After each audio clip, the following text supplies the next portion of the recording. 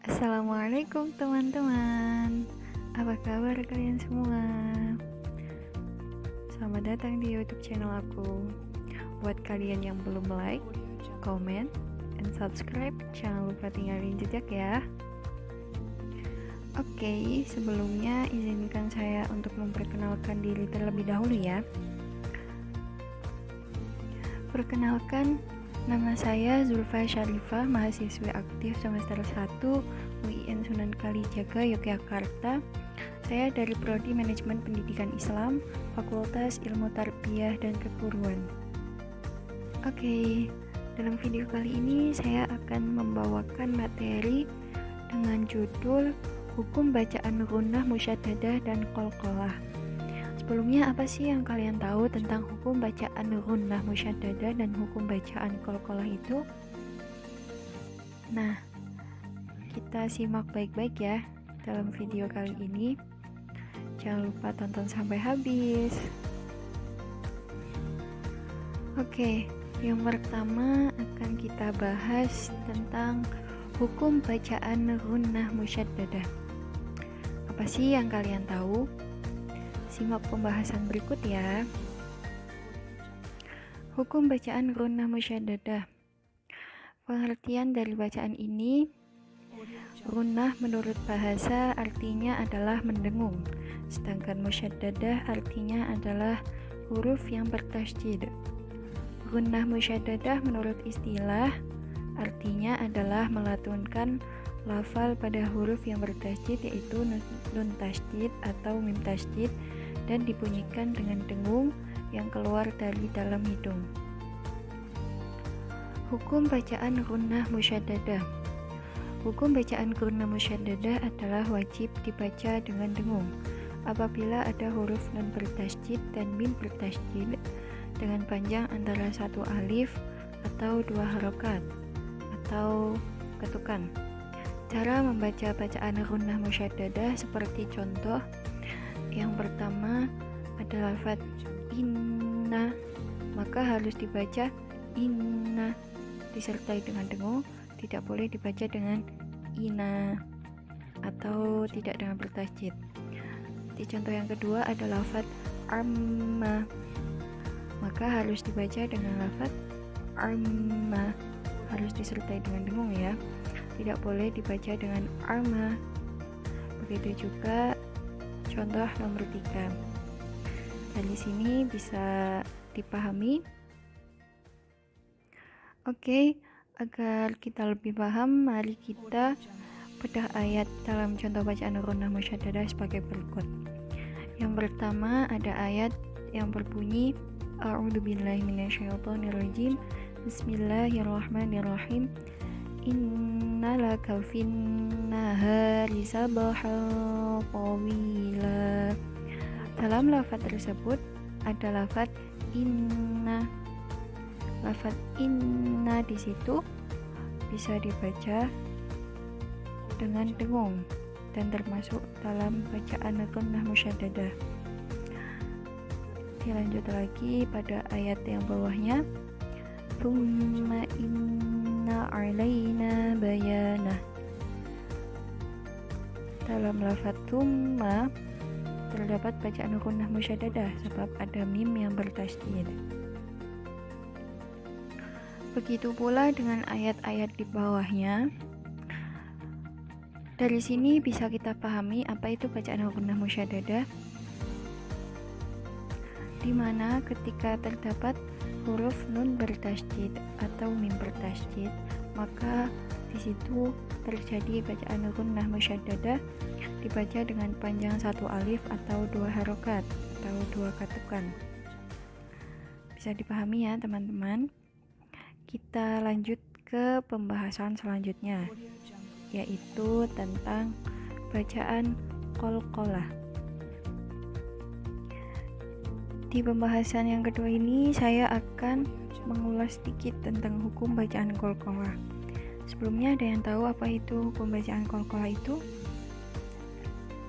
Oke, sebaiknya kita simak bareng-bareng ya dalam pembahasan kali ini.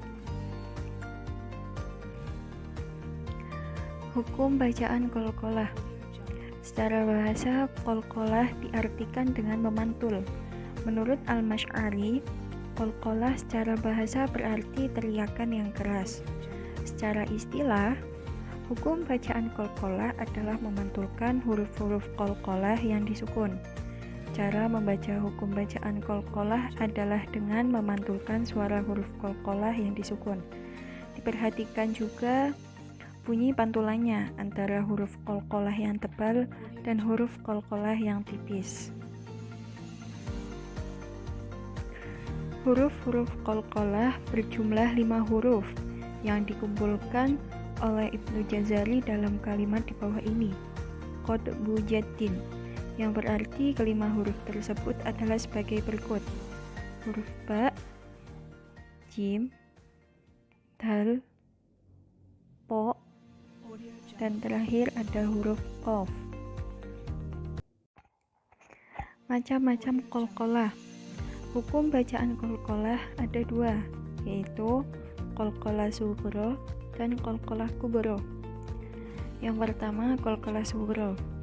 Qalqalah sughra adalah memantulkan huruf qalqalah yang sukun bukan karena waqaf.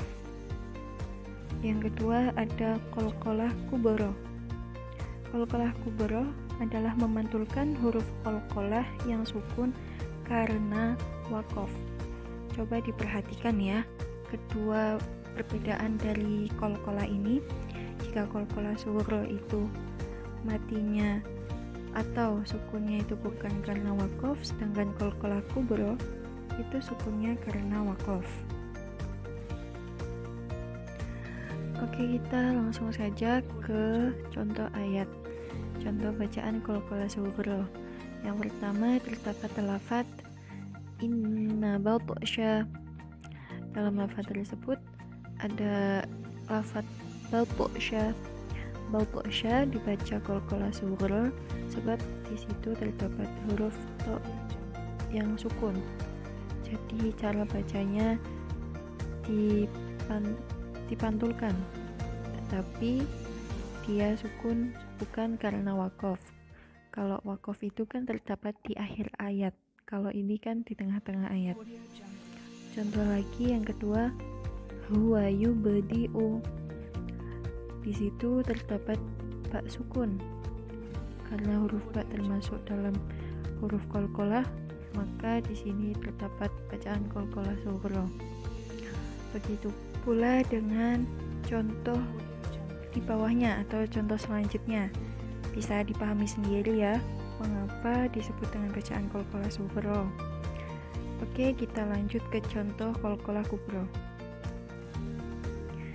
Contoh bacaan qalqalah kubra. Saya bacakan ayat yang pertama, berbunyi wa huwal ghafurul wadud. Dalam lafaz wadud itu terdapat bacaan qalqalah kubra sebab di situ ada huruf dal, yang mana bacaan qalqalah ini sukunnya karena waqaf atau karena terdapat di akhir ayat. Ayat selanjutnya, lam yalid wa lam yulad. Hal begitu juga terjadi di lafaz ini, walam yulad. Di situ terdapat bacaan qalqalah kubra sebab ada huruf dal sukun dan berada di akhir kalimat atau qalqalah karena waqaf. Dari sini ada yang membingungkan mungkin? Sepertinya tidak ya, karena qalqalah ini bisa dengan mudah kita bedakan dengan sendiri. Apabila qalqalah sughra itu sukunnya itu bukan karena waqaf, sedangkan qalqalah kubra itu sukunnya atau matinya itu karena waqaf. Atau gampangnya gini, kalau qalqalah sughra itu terdapat di tengah-tengah ayat, sedangkan qalqalah kubra itu terdapat di akhir ayat, kayak di waqaf. Seperti tadi contohnya, lam yalid wa lam yulad. Nah, di lafaz itu terdapat dua bacaan qalqalah. Yang pertama, lam yalid. Yalid itu bacaan qalqalah sughra, dan walam yulad. Yang kedua itu adalah bacaan qalqalah kubra. Oke, dari materi ini sudah bisa dipahami ya. Dari awal tadi video saya menjelaskan tentang bacaan gunnah musyaddadah, dilanjutkan dengan bacaan qalqalah, di mana qalqalah itu dibagi menjadi dua, yaitu qalqalah sughra dan qalqalah kubra. Oke, bisa dipahami ya teman-teman. Oke, tibalah di penghujung video kali ini. Sebelumnya saya ucapkan terima kasih ya buat teman-teman yang sudah menonton video materi kali ini. Sekiranya dapat membantulah ya, dapat bermanfaat untuk kalian untuk sekedar memilih informasi, menambah wawasan.